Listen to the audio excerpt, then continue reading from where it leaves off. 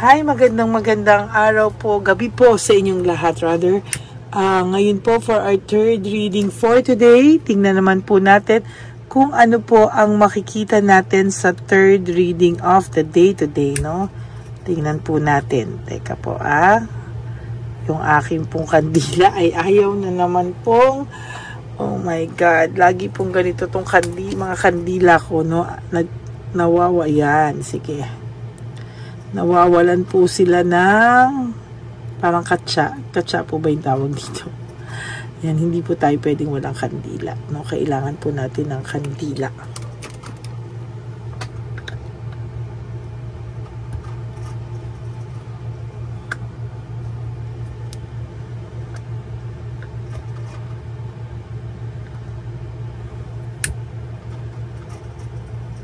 Yan.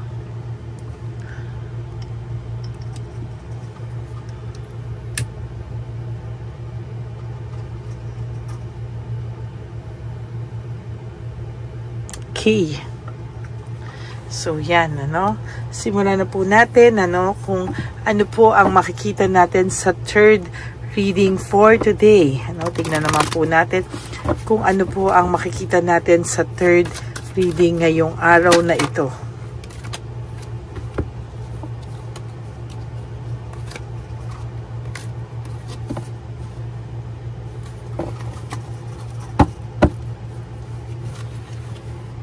Pili na po tayo ngayon ng 10. 1, 2, 3, 4, 5,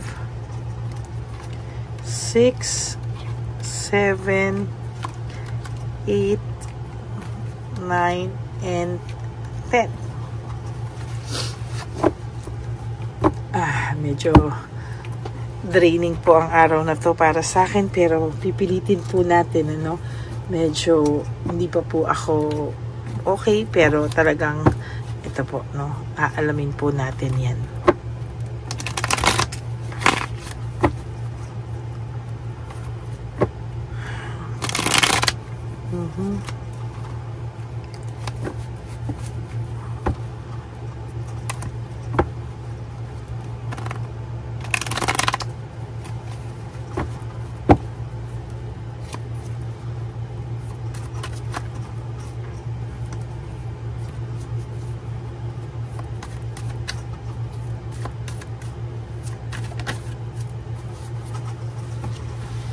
Pili na po tayo ng 10.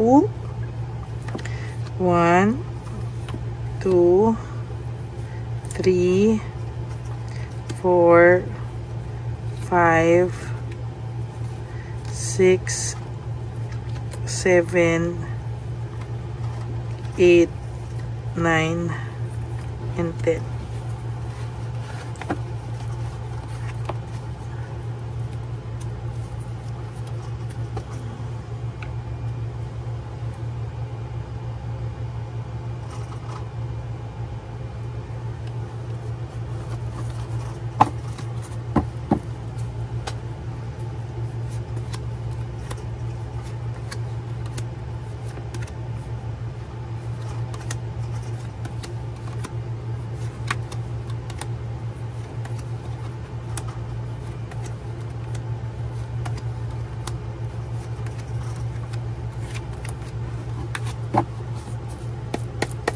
Huwag nyo po itong i-skip kasi ito po ang kinukuhanan ko ng connection between the two of us. Kaya po binabalasa ko sa harap nyo kasi gusto ko pong makuha yung energies ng mga manonood sa akin. Talagang niraramdam ko na po yan. Action, adventure, and fearlessness. Nung araw po na ginawa niya po sa iyo itong ganitong kasakit, na mga pangyayari o mga sitwasyon na nagawa niya po sa iyo, wala po siyang takot, fearlessness, ibig sabihin wala siyang takot, Ang tanging gusto niya po ay adventure, Magsaya, adventure, yung action, talagang ginawa niya po, talagang saktan ka, put into action yung adventure, yung fearlessness, talaga pong hinanap niya yung makakapagpasaya sa kanya kasi pakiramdam niya po ay hindi ka na po niya gusto, no? For whatever reason, kala niya po ay nagsawa na siya sa'yo at ready na po siyang humanap ng ibang mundo, no? Naging makasarili po siya at hindi niya po inisip kung siya po ay makakasakit, no? Hindi niya po inisip kung ito pong gagawin niya, no, ay makakasakit ba sa'yo, no? Talagang nag-disconnect po siya sa'yo. For some time, talagang nag-disconnect sa ito, nag-enjoy po ito sa buhay niya. At ngayon po ay talagang nag-disconnect siya sa'yo for how many months or year or ilang no? Pero sa totoo lang, sasabihin ko po sa ito ngayon. Ngayon po niya naiisip lahat at sinasabi ko po sa iyo, huwag kang mag-alala. Yung taong nanakit sa iyo at nangloko sa iyo ay hindi kailanman matatahimik, no? Dala niya po yan araw-araw, no? Dala niya po yan, yung bigat na po yan ay dadalhin niya sa kanyang buhay, no? Sinasabi ko po sa inyo, sabi ko sa inyo, ang bigat ng reading, no? First and second reading, sobrang bigat. Actually, yung second reading po, sobrang bigat din, ano? Yung taong nanloko at nanakit sa'yo ay hindi matatahimik.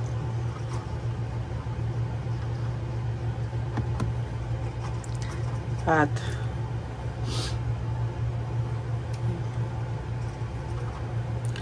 yung taong nanloko at nanakit sa'yo ay hindi matatahimik at lagi siyang mababalisa.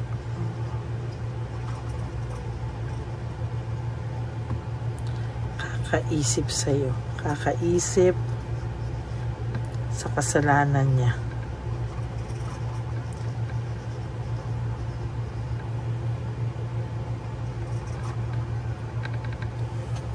Yung taong nanloko at nanakit sa iyo po ay hindi matatahimik, no? Lagi siyang mababalisa sa kakaisip sa kasalanan niya na kahit minsan ayaw niya pong tanggapin, no? Kahit minsan ikaw pa din ang may kasalanan, na kahit minsan hindi siya humingi ng tawad. Tapos anong gusto nito? Parang wala na lang pong nangyari, no? Ayan, no? Siya po ang sumira sa samahan nyo.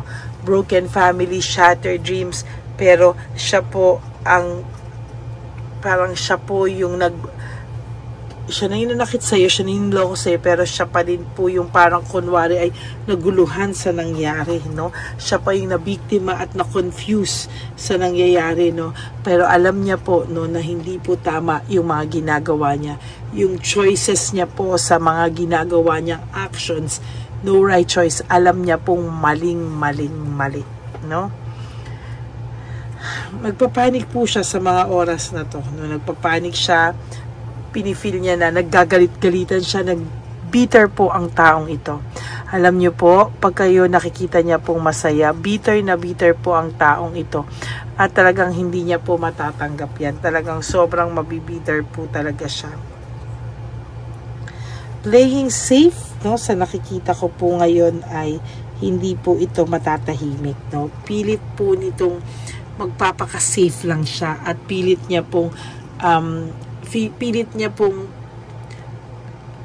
paglalaban, no, na ikaw po ang nanakit sa kanya at pilit niya pong ilalaban, no? Playing safe, parang ayaw niya pong tanggapin yung kanyang kasalanan sa iyo or ayaw niya pong isisi mo sa kanya yung inyong naging hiwalayan. Parang pinapalabas niya po sa iyo na ikaw yung may kasalanan, no?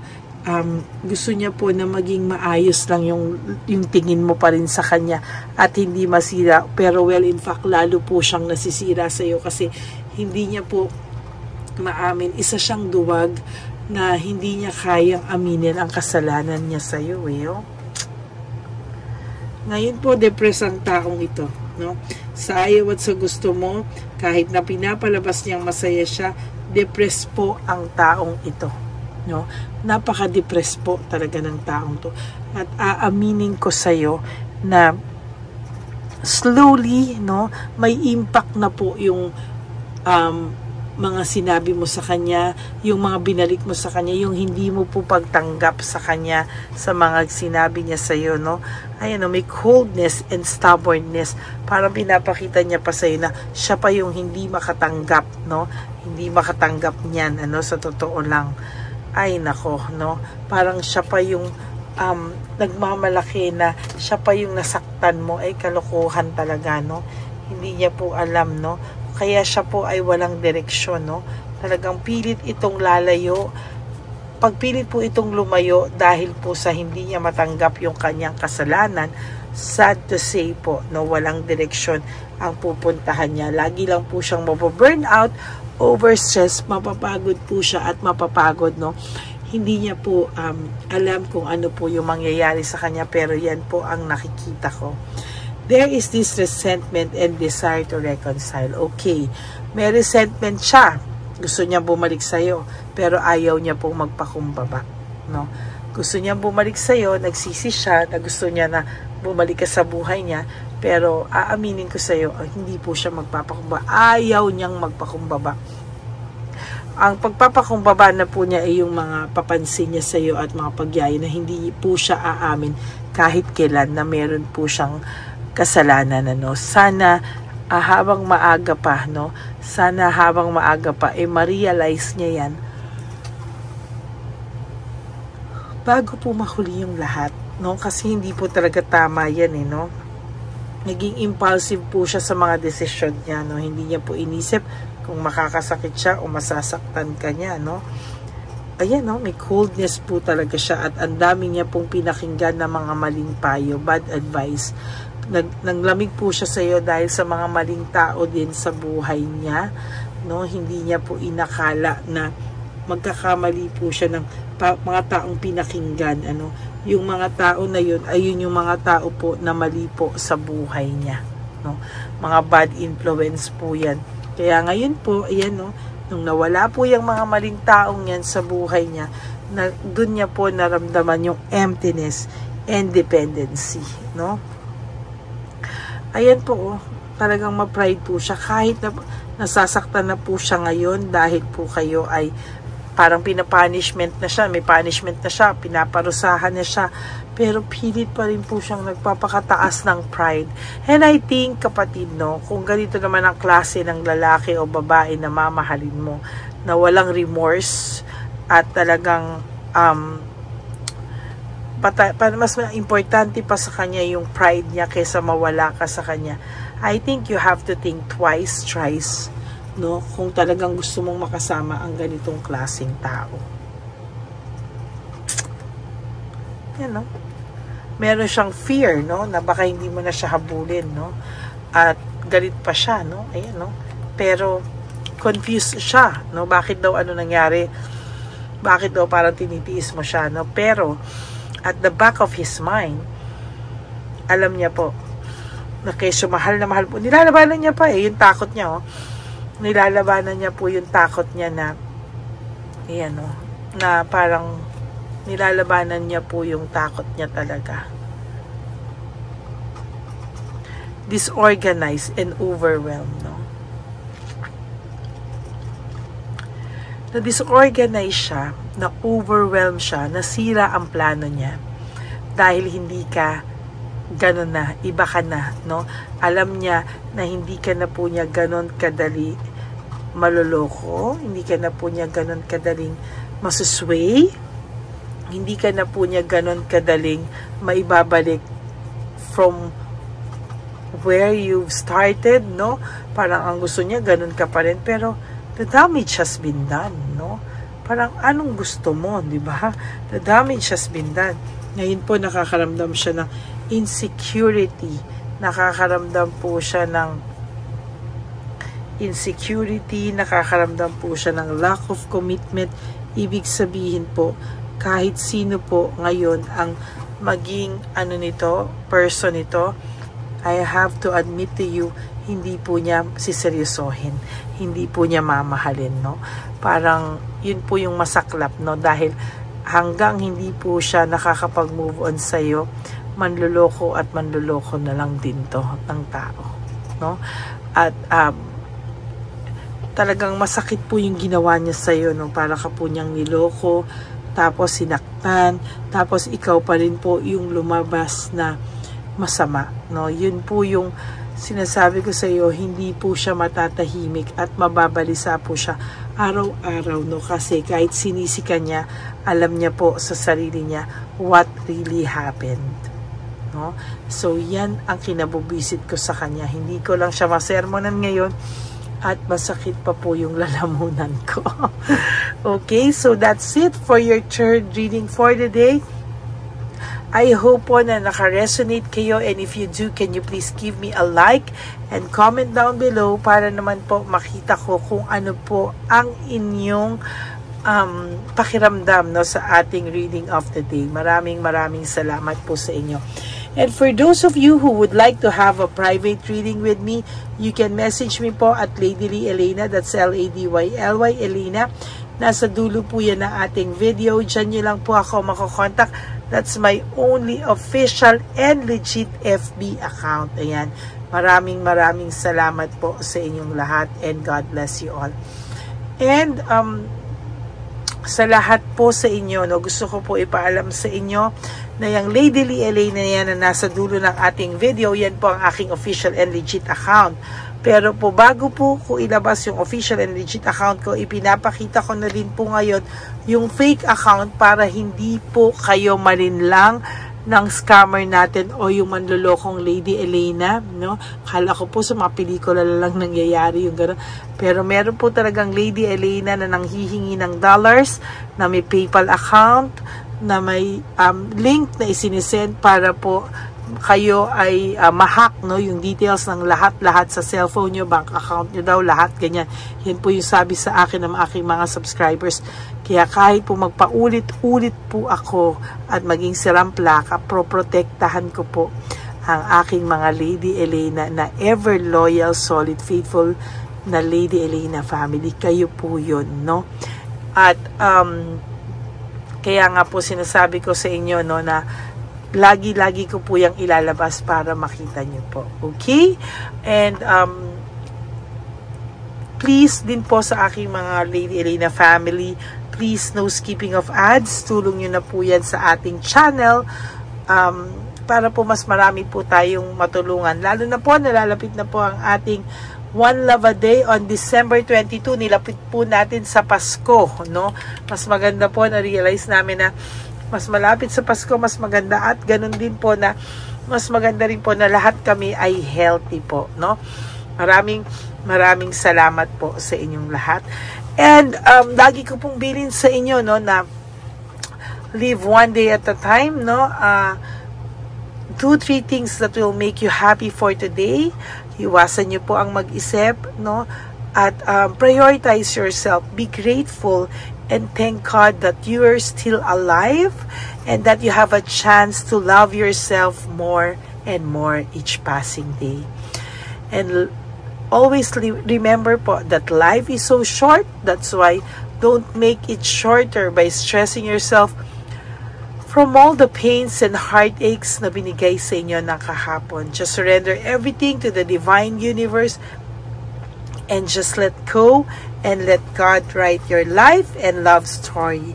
Ako po ay magbabalik for another set of reading, maybe tomorrow na po, no, for another set of reading. By the way po, no, maraming salamat po. We are now approaching 17,000 subscribers. Kaya maraming salamat po sa inyo from the bottom of my heart. Thank you, Lord, no, sa lahat po sa inyo. And ayun lang naman po, no. And for those of you who would like to give me a super thanks for this video or a donation for this video, I would really appreciate that from the bottom of my heart. Dahil nga po sa ating advocacy, no. Maraming salamat po sa inyong lahat. Again, sa channel po ito na Lady Elena, na ating channel, dito po ay tulungan lang po, no bashing and no scammers allowed. Yun lang po. Maraming salamat po sa inyong lahat, and I will be back po, no? Kahit nasang lupalop ako ng mundo, pero ako po ngayon ay nasa Pilipinas. Wala po ako sa Amerika. Okay? God bless you all, and I love you all from the bottom of my heart. Bye! Magandang gabi po ulit sa inyong lahat. Ako po ay muling nagpapaalala sa inyo na mayroon pong lumalabas sa FB at Messenger account na fake account po, no, nang hihingi po ng $25 through PayPal, at hindi po yan totoo. Huwag po kayong maniwala dyan.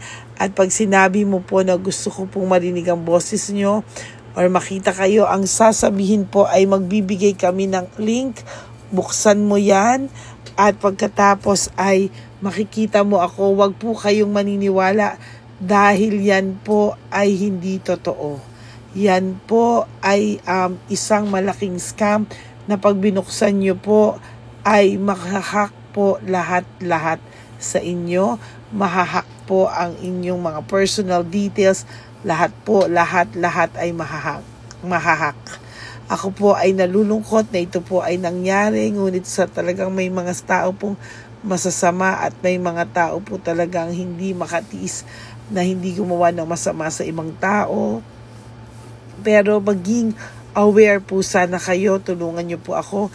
I-report po natin yung fake na yan at sa FB para siya po ay mawala na at wala na po siyang mabiktima pa, no? Nandyan po lahat ng details at maraming salamat po sa inyong lahat. Maraming salamat po sa inyong lahat at mag-iingat po kayo.